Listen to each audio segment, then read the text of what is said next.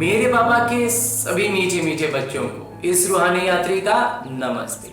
मेरे बाबा रोज की मुरलियों में ढेरों ज्ञान रत्न लुटाते हैं और हमें उन ज्ञान रत्नों को अपने बुद्धि रूपी कलश में मंथन द्वारा भरना है।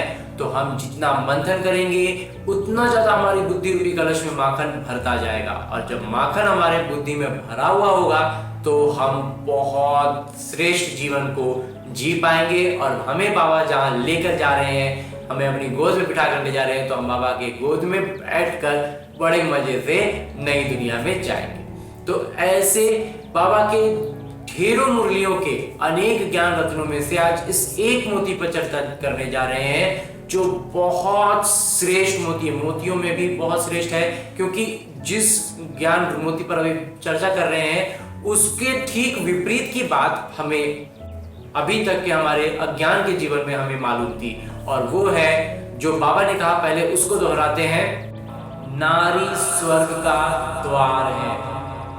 बहुत बहुत बहुत श्रेष्ठ बात बाबा ने एकदम स्पष्ट करके कह दिया है, और हम इसके ठीक विपरीत जानते आए हैं। जब तक अज्ञान में थे यही हमें सुनाया गया, यही बताया गया कि नारी नरक का द्वार है। तो आज इसको थोड़ा सा स्पष्ट करते हैं कि जिन मार्गियों ने, जो भी जिस मार्ग पर रह करके उन लोगों ने ये कहा कि नारी नरक का द्वार है, उसमें जो उनको अपवाद लगाना पड़ता था कि नारी में एक माँ बनने का जो गुण है ना, जो मातृत्व है ना, वही उनको थोड़ा अलग कर देता है। नहीं तो बाकी तो सारा कुछ नारी का मतलब नर का ही द्वार है, इसलिए उनको सब कुछ खराब है, इसलिए उसको नर का द्वार बताया। लेकिन उन्हें अपवाद में देना पड़ा ना कि नारी में ये मातृत्व का गुण अलग है, श्रेष्ठ है। वैसे ही इस बात को अब हम अपनी वर्तमान स्थिति पर सबसे पहले बात करते हैं कि अभी हमने बहुत बार आजकल हम चुटकुला में जो हास्य वाला बात होती है ना, उसमें हमने सुना है कि पिता ने अपने बच्चे से कहा कि अरे तुम अपने शिक्षक के जैसे पाँव छुओ, जो मतलब महिला शिक्षक हैं तो उनके पाँव छुओ, क्यों? क्योंकि वो तुम्हारी माँ समान है। तो बच्चे ने उत्तर दिया कि पापा आप तो हमेशा अपने ही सेटिंग में लगे रहते। इस बात को सुनते के साथ हम बड़ा हंसी मजाक में इसे उड़ा देते हैं, लेकिन इस चुटकुले को बनाया किसने? आज के हमारे विकारी बुद्धि ने। हम जब भी ये कहते हैं किसी को भी कि ये तुम्हारी माँ समान है, तो हम उनको, हमारा ये सोच में, हमारी विचारधारा में ये बात थी कि माँ का मतलब सर्वश्रेष्ठ पद, उससे ऊपर का कोई पद होता ही नहीं है, माँ से ऊपर कोई नहीं है। तो हम इस पद को भी अभी सोचिए विकार में इतने नीचे चले गए हैं कि अब हम इसे ये समझने लगे हैं कि मतलब पिता के पत्नी को हम माँ कहेंगे। ये हमारी भी मानसिकता होती जा रही है, ये विकार का किया धरा है, ये विकार ने हमारी बुद्धि को इस स्तर पर लेके चला गया है कि हम माँ को भौतिक तौर पर जानते हैं। भौतिक तौर पर मतलब कि जब एक स्त्री पुरुष का विकारी संबंध में गए और वो जो महिला है वो गर्भ धारण कर लिया, वो माँ बन गई। वो माँ उस चीज को, तो हम बस माँ का मतलब क्या, जिसने किसी के साथ विकार में गई हो, वो माँ होती है, वो माँ नहीं होती है। माँ का परिभाषा में ये विकार की बात है ही नहीं। जब तक हमारी बुद्धि में ये स्पष्टता नहीं होगी ना, ये हम कुछ समय पहले, जब तक हम विकार में हम इतने ज्यादा लिप्त नहीं थे, तो हमें ये बात स्पष्ट समझ में आती थी। और ये इस चीज को इतने अच्छे से हम समझ सकते हैं कि विकार जो है ना, वो माँ बनने की जो मातृत्व है ना, माँ का जो समर्पण है, माँ का जो प्यार है, माँ का जो सानिध्य है, माँ का जो आवरण है ना, वो सारा कुछ इतना श्रेष्ठ है कि उसमें विकार की कोई बात रह ही नहीं जाती है। लेकिन हमारी बुद्धि अभी इतनी नीचे चली गई है, इतना विकारी हो गई है कि हम उसको एक विकारी घटना के बाद का एक क्या कहे, परिणाम कहते हैं। विकार में गए ना, उसके परिणाम स्वरूप माँ बन गए। वो माँ नहीं है। वो चीज से हमें अपनी बुद्धि को उठाना है। हमारी बुद्धि इतनी नीचे चली गई है। सोचिए, जब जिन लोगों ने भी ये कहा था कि नारी नर का द्वार है, उस समय उतना विकार नहीं था, इसलिए उनको ये अपवाद लगाना पड़ा था कि नारी में जो माँ बनने का गुण है ये उनको अलग कर देता है, श्रेष्ठ कर देता है, नहीं तो नारी नर का द्वार है। तो उस समय वो विकार नहीं था। अभी हमारी विकारी स्थिति इतनी नीचे चली गई है कि हम उस मातृत्व को भी हम विकार से ही लपेटे में ले लेते हैं। तो ये इससे हमें समझ क्या लेना है, हमें बुद्धि कहाँ खोलनी है कि हमारी स्थिति क्या है ना, उससे फर्क पड़ता है। तो उन लोगों ने जिसने कहा था कि नारी नर का द्वार है, उनकी स्थिति नारी को उस रूप तक ही देख पा रही थी, इसलिए उनको माँ का मातृत्व था ना, उसमें वो दाग नहीं लगा पा रहे थे। तो उन्होंने कहा मातृत्व अलग है, बाकी नारी नर का द्वार है। लेकिन अभी हम आज की विकार स्थिति के हिसाब से देखें तो वास्तविकता में हम मातृत्व पर भी हम दाग लगा दे रहे हैं। तो इसका मतलब क्या है कि हमारी स्थिति जब खराब होती है तो हम दूसरों पर दोष लगाते हैं और खुद को बचाने की कोशिश करते हैं। तो इस लिहाज से भी हम समझ सकते हैं और कि नारी वास्तव में नर का द्वार नहीं है। मातृत्व जैसे उनमें उनका एक श्रेष्ठ गुण है, वैसे ही जो दूसरी आयाम है समझने का, दूसरा पहलू है समझने का, वो ये है कि कोई भी गुण जो है ना, कोई भी गुण हम कहीं पर किसी में देखते हैं कि ये विशिष्ट गुण है, तो इसका मतलब और भी उनमें गुण होंगे, उन गुणों में से एक विशिष्ट गुण ये भी है।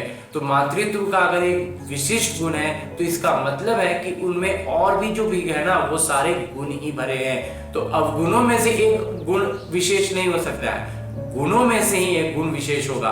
तो इसलिए ये कहना कि नारी के बाकी जो सारे गुण है ना वो बेकार हैं, वो नर के द्वार है, और एक मातृत्व का गुण विशेष है और वो मतलब बहुत अच्छा बात है, लेकिन ऐसा तो हो नहीं सकता है। तो इसको सारे गुणों में से ही कोई एक गुण विशेष होगा, अवगुणों में से कोई एक अवगुण विशेष नहीं है, वो तो गुण है। उनको ये बात माननी पड़ रही थी कि नारी नर का द्वार है, लेकिन उनमें मातृत्व अलग होता है। तो जब मातृत्व अलग है तो मातृत्व का गुण भी आया तो उसी नारी के गुणों में से ना, तो बाकी सारे गुण भी विशेष हैं। हमारी अवस्था ये है कि हम उसको कैसे देखते हैं। इसमें और एक छोटी सी बात जो समझने की है वो ये है कि हम अपनी स्थिति को जब सुधार नहीं पाते, हम अपने खुद को हम विकार से रोक नहीं पाते हैं, तो दोष दूसरों पर लगा देते हैं। क्योंकि ये दोष देने का भी ना, ये भी रावण का सब किया धरा है।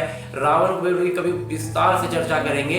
तो रावण ने क्या करके रखा है कि हमारी बुद्धि में ऐसा डाल दिया है कि हम किसी भी बात के लिए किसी न किसी पर दोष लगा देते हैं, और दोष लगा दिया और हमारा काम खत्म। और दोष लगाने के कारण हम नारी पर दोष लगा देते हैं कि नारी नर का द्वार है, और तो खुद विकार से उबर नहीं पाए और दोष नारी पे लगा दिया। वास्तविकता बिल्कुल इससे एकदम अलग है, जो अब हमें बाबा परमपिता परमात्मा ज्ञान देते हैं तो समझ में आता है। बाबा हमें राजयोग सिखलाते हैं, वो हमें गृहस्थ व्यवहार में रहते हुए पवित्र रहने की शिक्षा देते हैं, ज्ञान देते हैं। और हम इसमें पवित्र रह कैसे सकते हैं, इस पर भी अगर थोड़ा सा विचार कर लें, थोड़ा सा मंथन कर लें, तो इतना स्पष्ट समझ में आएगा कि हम विकार में क्यों जाते हैं। क्योंकि हमारी बुद्धि में ये बात भरी हुई है कि वो विकारी चीज है, वो हम मतलब स्त्री और पुरुष है तो वो विकार में ही जाएंगे। वास्तविकता में इसको संक्षिप्त में समझें तो हमारी सोच में ही सारा फिर फर्क पड़ता है। हमारी सोच कैसी, उससे सारा मदार, उस पर सारा मदार है। ज्ञान स्पष्ट होगा तो हम उस पर नहीं जाएंगे। अब ज्ञान में स्पष्टता का एक जो आयाम है, इस विशेष करके इस मामले में खुद को बच्चा बनाते हैं। जो हम भक्ति मार्ग में सुनते हैं ना, बाल ब्रह्मचारी। ये बाल ब्रह्मचारी क्या है? बाल ब्रह्मचारी का साधारण सा अर्थ है कि जब हम ब्रह्मचर्य के मामले में, इस विकार के काम विकार के मामले में जब हम बाल अवस्था में आ जाए, मतलब इसको ऐसे समझिए कि जब एक 2 साल या 3 साल का बच्चा और बच्ची दोनों को नग्न अवस्था में छोड़ दिया जाए, तो क्या वो विकारी काम करेंगे? नहीं करेंगे। वो वही खेल खेलेंगे, वही सब कुछ करेंगे जो वस्त्रों के साथ करते, वस्त्र पहने हुए में जो खेल खेलते, जो सोचते, जो काम करते, वही सारा कुछ करेंगे। उनको कोई फर्क नहीं पड़ने वाला कि वो वस्त्रों के साथ है कि नहीं है। हमें उसी अवस्था को, अपने मानसिक अवस्था को उसी स्तर पर लेके जाना है। इससे हमें फिर कोई फर्क नहीं पड़ेगा कि हमारे सामने स्त्री है कि पुरुष है, हम पुरुष हैं कि हम स्त्री हैं, हमें इससे कोई फर्क नहीं पड़ने वाला। इस मामले में, काम विकार के मामले में हम उस दृष्टि से देखते हैं, सोचते हैं, तब तो हम उसे एक बच्चे की तरह देखें, एक छोटी बच्ची के रूप में देखें, छोटे बच्चे के रूप में देखें, तो बस हमारे भीतर वो खूब प्यार, बाबा ने कहा ना, प्यार भी करना है, प्यारा भी बनना है, लेकिन विकार नहीं रहेगा। जब मन में, वास्तविकता में हमारी बुद्धि लगातार इसका अभ्यास करना है, बस यही सोचना है, वो बच्चा है, हम बच्ची हैं, इस मामले में बाकी कोई भी काम करने में जिम्मेवारियां लेनी है, सब कुछ करना है, सारा कुछ हमें संभालना है। लेकिन जब काम विकार की बात आई तो हम एकदम बच्चे बन जाओ, एकदम बच्चे, कुछ पता ही नहीं होता क्या है हम नहीं जानते। ये अवस्था वास्तविकता में होनी चाहिए, अंदर में। बाहर से दिखावा, किसी भी बाबा के ज्ञान में कोई बात का दिखावा नहीं, सिर्फ और सिर्फ अपने मन बुद्धि में एकदम स्पष्ट ज्ञान। तो ऐसे ही बाबा ने जो ढेरों ज्ञान रत्न दिए हैं, ढेरों ढेरों मोतियां लुटाई हैं, उनमें सबको हमें एक एक करके मंथन करते जाना है, बुद्धि में बिठाते जाना है, अपने जीवन का उत्थान करते जाना है।